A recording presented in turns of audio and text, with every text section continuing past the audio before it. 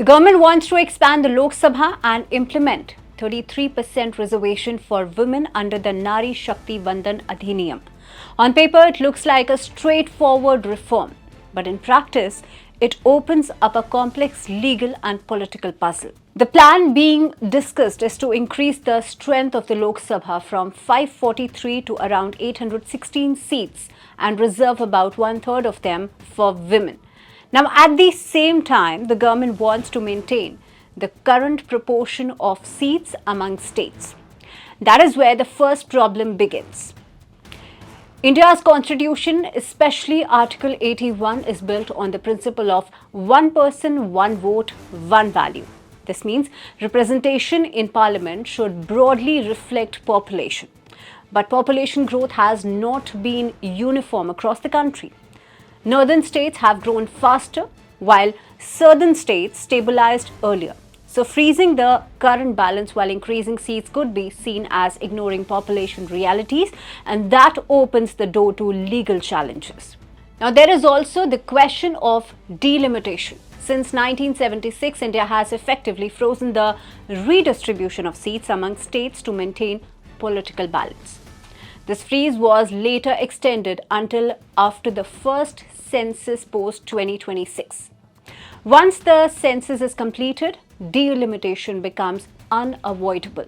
That means constituencies will have to redrawn and seat allocation among states may change. If women's reservation is tied to this process, it could delay implementation.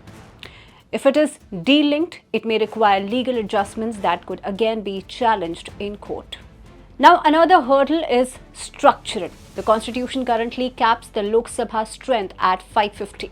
Increasing it to 816 will require a constitutional amendment. That is not just a legislative step, but a political test, as it needs broad consensus. Now, at the same time, any attempt to dilute the one person, one vote principle could be challenged as violating the basic structure of the constitution, particularly the right to equality. There is also a deeper political tension. Certain states are concerned that a population-based redistribution could reduce their representation, effectively penalizing them for successful population control. Northern states, on the other hand, argue that representation must reflect current demographic realities. Balancing these competing claims is not easy, and any solution will have to walk a fine line between fairness and feasibility. Now, from India perspective, this is a classic reform challenge. The intent is clear: greater representation for women, but the path is constrained by constitutional design and political sensitivities. The government may explore options like a compensatory mechanism to protect state interest, but that too will need careful legal backing. Now, in the end, the question is not whether women's reservation will be implemented, but how it will be executed. Whether through full delimitation, partial adjustment, or a legal workaround, the process will face scrutiny.